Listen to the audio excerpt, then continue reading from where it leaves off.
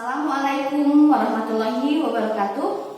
Perkenalkan, saya Novi Kusmayanti, salah satu mahasiswa PPG dalam jabatan kategori 2 tahun 2022 di Universitas Pendidikan Indonesia.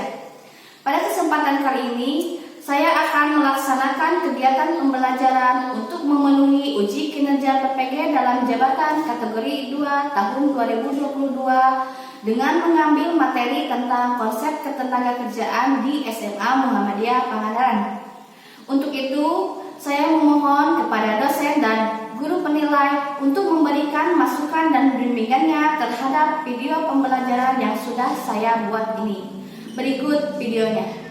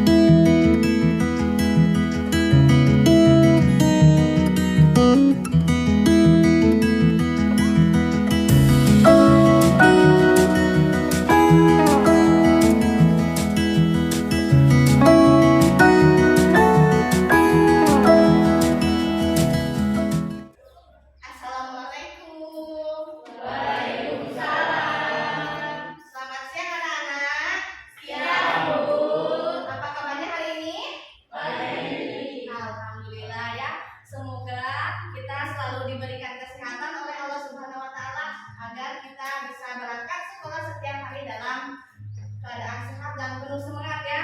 Nah, anak-anak, meskipun hari sudah siang, tapi semangatnya harus tetap semangat lagi ya. Coba Ibu cek semangatnya dulu. Semangat pagi. Pagi luar biasa. Siap untuk belajar hari ini? Siap. Baik, sebelum memulai pembelajaran, alangkah baiknya kita berdoa terlebih dahulu supaya dalam pembelajaran kita hari ini mendapatkan kelancaran. Coba KM pimpin doa. Siap berdoa.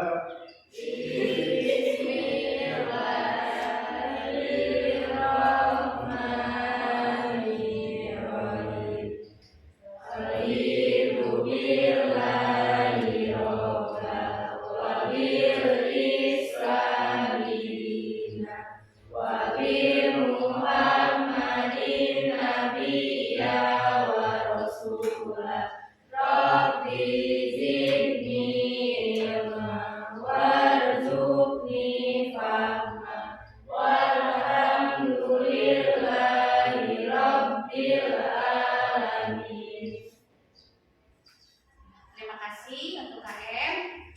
Baik anak-anak, untuk pertemuan kita kali ini kita akan membahas materi tentang konsep ketenagakerjaan. Nah, tapi sebelum kita membahas materi tersebut, siapa yang masih ingat materi minggu lalu kita membahas apa? Ya, Nur? Materi pertumbuhan dan pembangunan ekonomi. Ya, betul. Minggu lalu kita membahas tentang materi pertumbuhan dan pembangunan ekonomi. Coba yang masih ingat apa yang disebut dengan pertumbuhan ekonomi? Ya, Suci? Pertumbuhan ekonomi adalah proses perubahan yang secara berkesinambungan menuju kondisi yang lebih baik dalam kondisi perekonomian suatu negara. Ekonomi suatu negara sendiri dapat dikatakan bertumbuh jika kegiatan ekonomi masyarakatnya berdampak langsung kepada kenaikan produksi barang dan jasanya. Ya, betul. Nah, kemudian di pertumbuhan ekonomi tersebut ada faktor-faktor yang mempengaruhi pertumbuhan ekonomi. Apa saja? Yang bisa? Ya. Faktor-faktor yang mempengaruhi pertumbuhan ekonomi adalah 1. Sumber daya alam atau SDA, ya. 2. Sumber daya manusia atau SDM. 3. Akumulasi modal. 4. Tenaga manajerial dan organisasi produksi. 5. Teknologi. 6. Faktor politik dan administrasi pemerintah. Ya, betul. Nah, selanjutnya ada yang disebut dengan pembangunan ekonomi. Apa yang disebut dengan pembangunan ekonomi? Pembangunan ekonomi yaitu sebuah proses yang dapat menyebabkan pendapatan per kapita penduduk meningkat pada jangka yang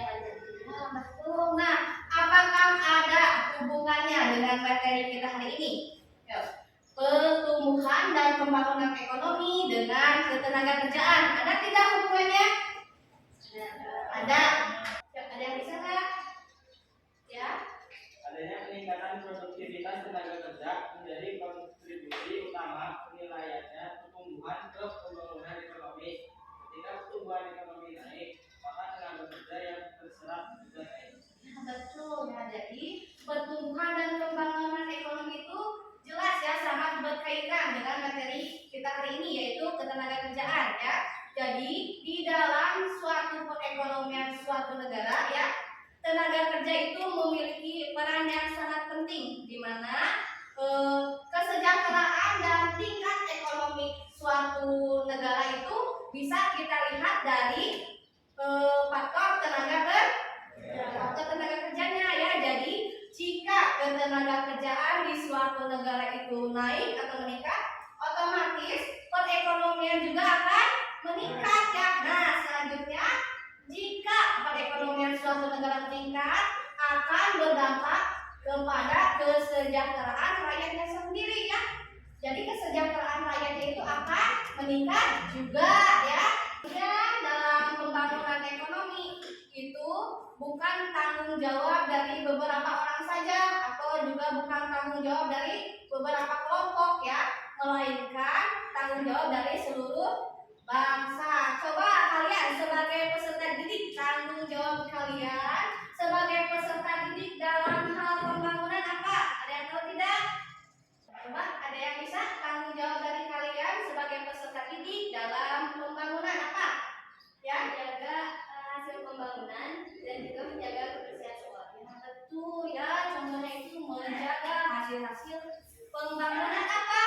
Seperti apa? Coba kalau di dalam sekolah tidak merusak fasilitasnya, tidak merusak fasilitas sekolah, tidak merusak kelas ya, tidak merusak lapangan ya, juga selanjutnya menjaga kebersihan menjaga kebersihan sekolah. Kemudian tanggung jawab kalian sebagai peserta didik dalam bidang ketenaga kerjaan apa? Ada yang tahu tidak? Menjadi siswa yang giat belajar, kemudian menjadi siswa yang terampil dan juga kreatif ya. Nah, selanjutnya di sini Ibu akan membacakan tujuan dari pembelajaran kita hari ini ya. Nah, dengan menggunakan pendekatan saintifik, model pembelajaran problem based learning dan juga metode diskusi kelompok, kalian harus mampu mengidentifikasi apa pengertian dari tenaga kerja, angkatan kerja dan juga kesempatan kerja. Kemudian yang kedua, membedakan jenis-jenis tenaga kerja. Yang ketiga, menganalisis hubungan antara penduduk, tenaga kerja, dan angkatan kerja. Kemudian yang terakhir, kalian harus mampu mempresentasikan hasil analisis dari hubungan tenaga kerja, angkatan kerja, dan juga kesempatan kerja ya. Nah, untuk materinya di sini yang pertama ada pengertian tenaga kerja, angkatan kerja, dan kesempatan kerja. Kemudian ada jenis-jenis tenaga kerja dan juga hubungan penduduk, tenaga kerja, dan angkatan kerja. Ya. Untuk sumber belajarnya, kalian bisa melihat dari buku paket yang sudah kalian miliki. Kemudian bisa dari modul ajar yang sudah Ibu bagikan dan juga dari internet. Ya. Nah, selanjutnya untuk langkah-langkah pembelajarannya nanti Ibu akan menampilkan sebuah tayangan video ya. Setelah itu nanti kalian amati video tersebut lalu beri tanggapan apa isi dari video tersebut ya. Selanjutnya setelah itu nanti akan Ibu bagi kelompok di sini ya. Setelah itu kalian berdiskusi tentang masalah yang nanti akan Ibu bagikan ya. Setelah itu, setelah berdiskusi, kalian presentasikan di depan kelas ya, siap? Sekarang coba kalian amati ke depan. Ibu akan menampilkan sebuah tayangan video. Jumlah angkatan kerja di Indonesia tercatat terus meningkat. Namun demikian, hampir separuh tenaga kerja hanya berpendidikan maksimal setara sekolah dasar. Di tengah dinamika dan perkembangan industri nasional, data Badan Pusat Statistik menunjukkan bahwa jumlah angkatan kerja terus meningkat. Tingkat partisipasi angkatan kerja juga dilaporkan meningkat, mengindikasikan adanya kenaikan potensi ekonomi dari sisi pasokan tenaga kerja. Per Februari 2018 tercatat ada 133,94 juta angkatan kerja di Indonesia.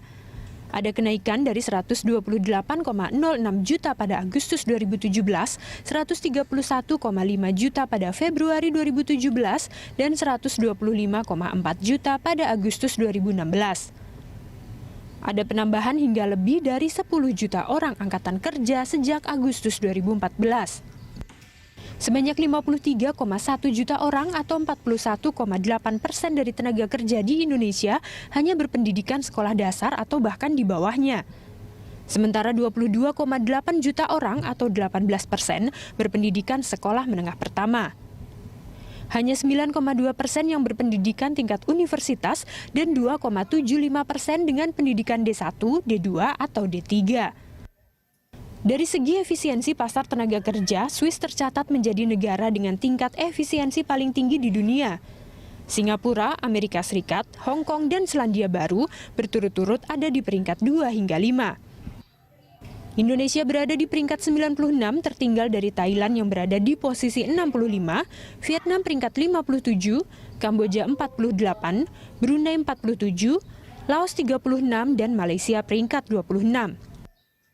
Sementara dari sisi produktivitas dan upah tenaga kerja, Swiss juga menempati peringkat paling atas, disusul Singapura, Amerika Serikat, Uni Emirat Arab, dan Malaysia.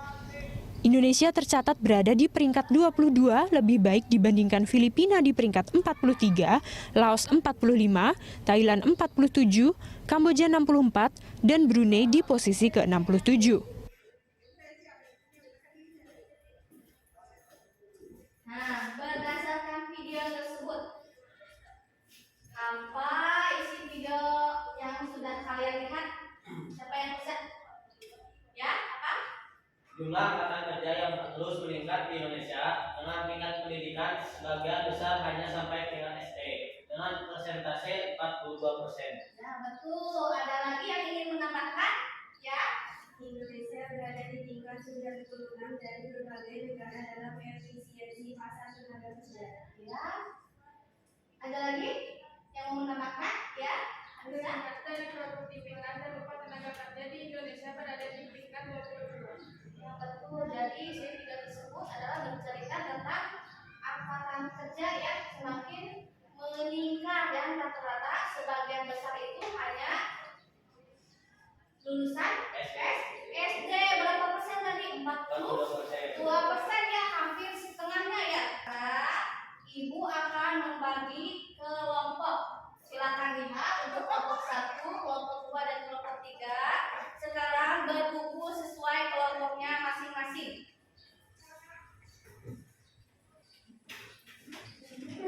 Kelompok 1, kelompok 2, kelompok 3. Oke. Kita kelompok 3 di sini.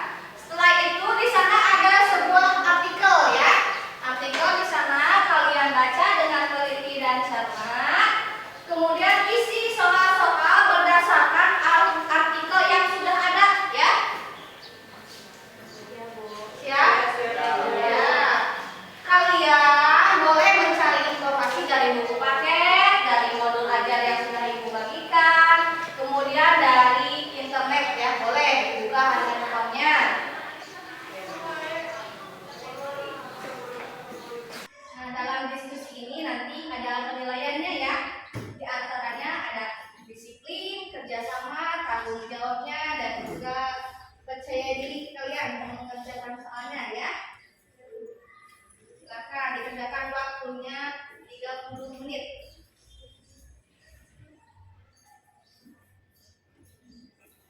Kalau tidak ada yang dimengerti atau belum paham, boleh ditanyakan ke ibu ya.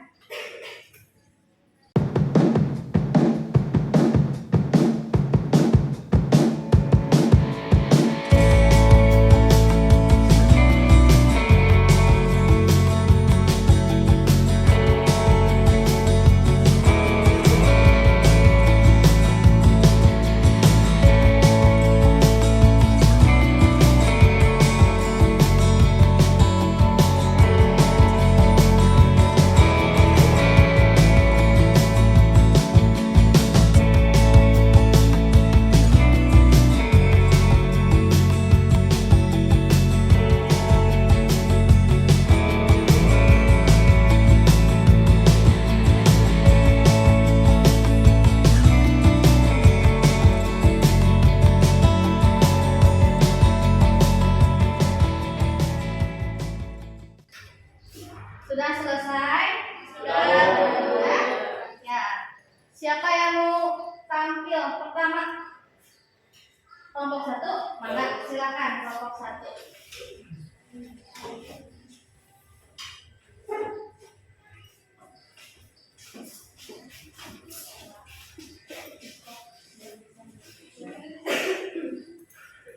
Assalamualaikum warahmatullahi wabarakatuh. Waalaikumsalam warahmatullahi wabarakatuh. Kami dari kelompok 1 izinkan kami mempresentasikan yang telah diberikan oleh Ibu. Berdasarkan artikel di atas, informasi apa yang kalian peroleh? Permasalahan tenaga kerja dan angkatan kerja di Indonesia yang dalam pembangunan berbagai sektor sangat membutuhkan tenaga kerja yang mempunyai keahlian dan kualifikasi tertentu.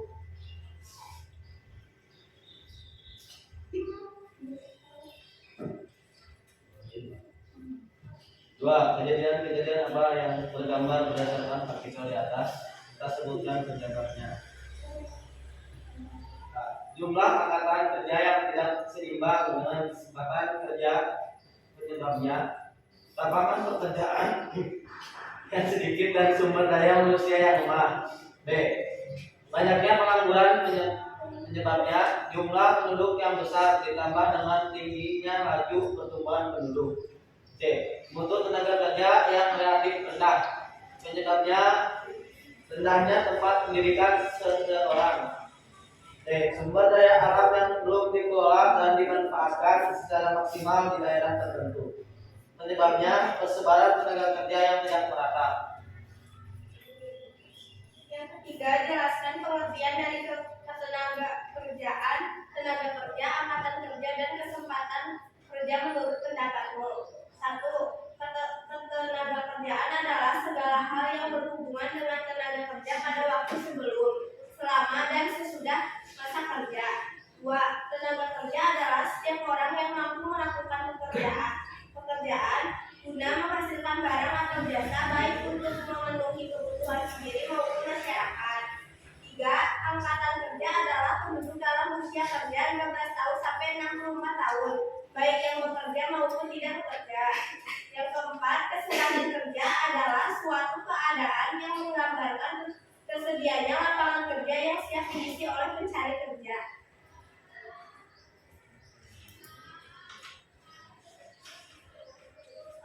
Selanjutnya, buatlah bagan hubungan penduduk, tenaga kerja, dan angkatan kerja berdasarkan informasi yang kalian dapatkan. Penduduk dibagi menjadi dua, yaitu tenaga kerja dan bukan tenaga kerja. Tenaga kerja terdiri dari bukan angkatan kerja dan juga angkatan kerja. Bukan angkatan kerja terdiri dari anak sekolah dan juga pensiunan dan juga ibu rumah tangga. Untuk angkatan kerja terdiri dari penganggur dan juga pekerja. Terima kasih. Sekian dari kelompok kami. Wassalamualaikum warahmatullahi wabarakatuh. Waalaikumsalam warahmatullahi wabarakatuh. Ada yang ingin bertanya untuk kelompok 1? Kelompok 2, kelompok 3? atau ingin menanggapi? Silakan. Ada tidak? Tidak ada? Kalau tidak ada, silakan duduk kembali.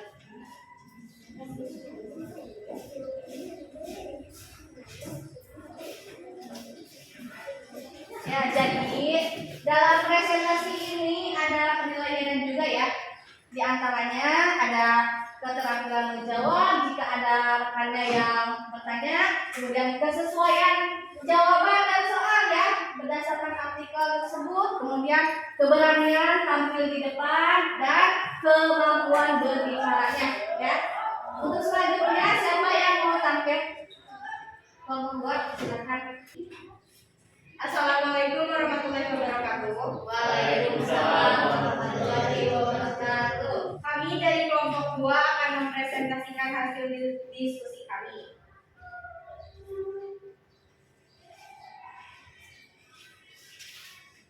Berdasarkan artikel di atas, informasi apa yang kalian peroleh? Pembangunan dalam berbagai sektor sangat membutuhkan tenaga kerja yang mempunyai keahlian dengan kualifikasi tertentu. Berbagai lapangan pekerjaan terbuka setiap waktu di seluruh Indonesia. Namun pencari pekerjaan jauh lebih banyak dibandingkan kuota yang tersedia sehingga tingkat mengakibatkan pengangguran yang tinggi. Kejadian apa yang tergambar berdasarkan artikel di atas serta sebutan penyebabnya. 1.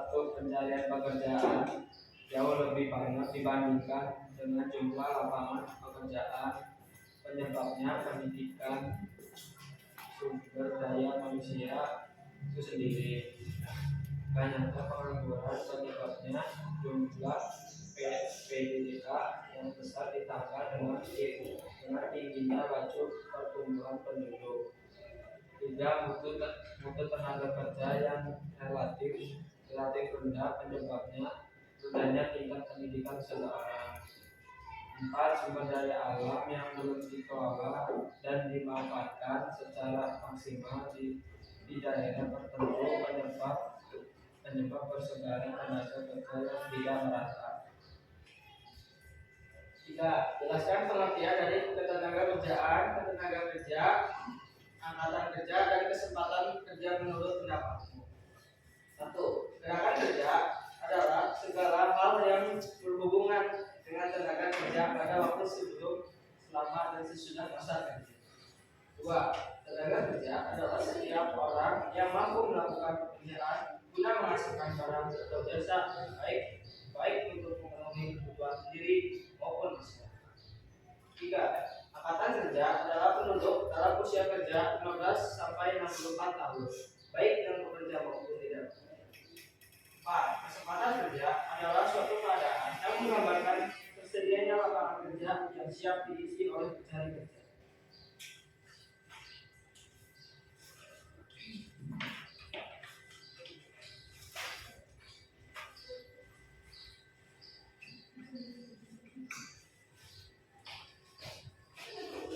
Yang keempat, buatlah bagian penduduk tenaga kerja, angkatan kerja, berdasarkan informasi yang kalian dapatkan.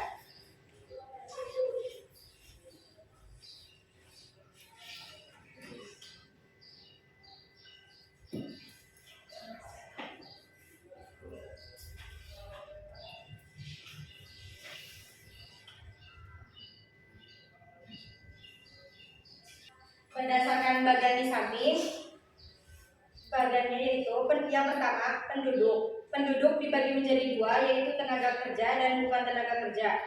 Tenaga kerja dibagi menjadi 2. Yang pertama bukan angkatan kerja dan angkatan kerja.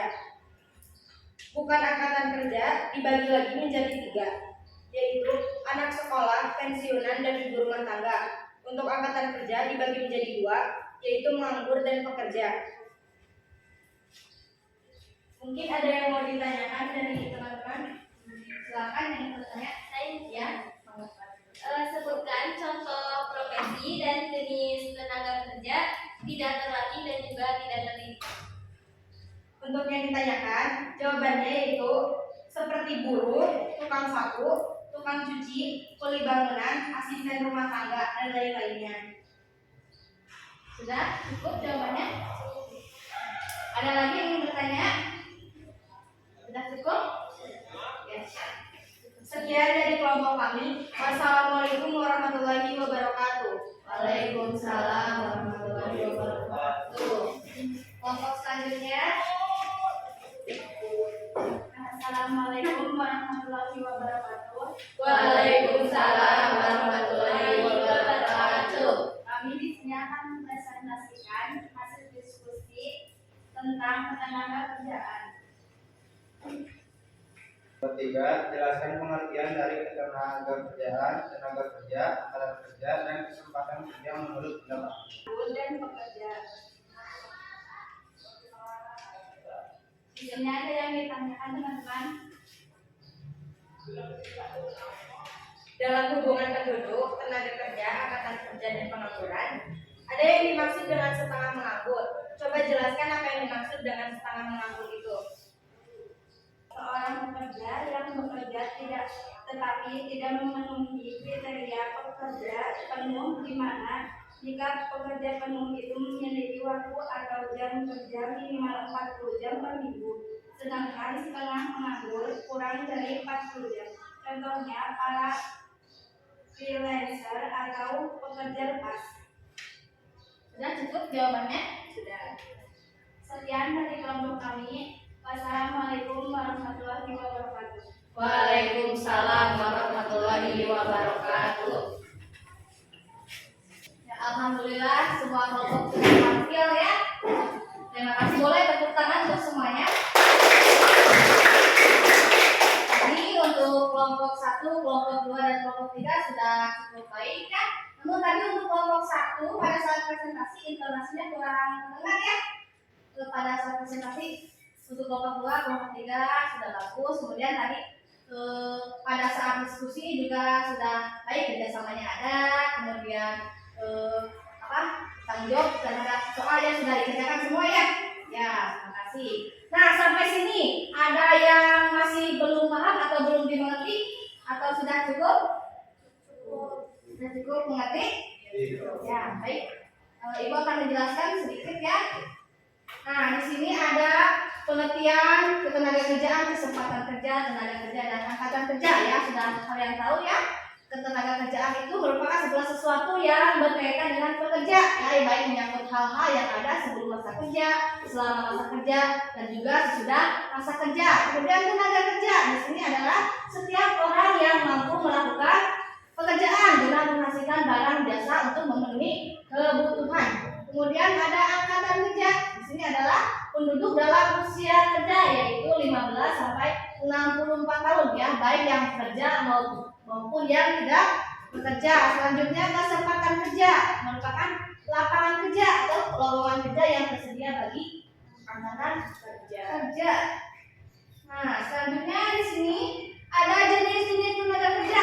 Menurut kualitasnya ada yang tenaga kerja terdidik, kemudian terlatih, dan juga tidak terdidik dan tidak terlatih. Contohnya apa yang terdidik?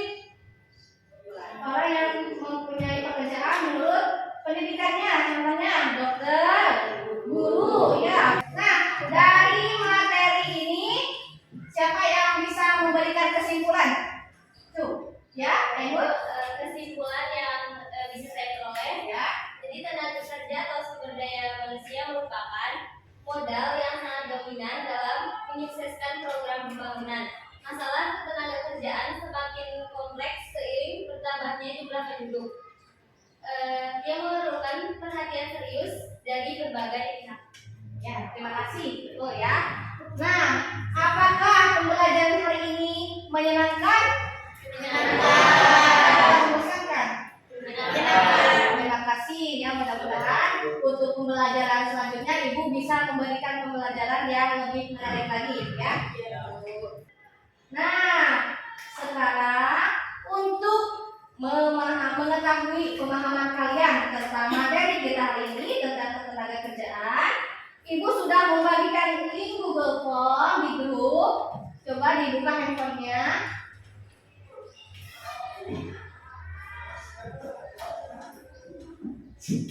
Sudah ada? sana ada soal pilihan ganda ya. Sebanyak 10 soal. Kalian isi waktunya 10 menit dari sekarang.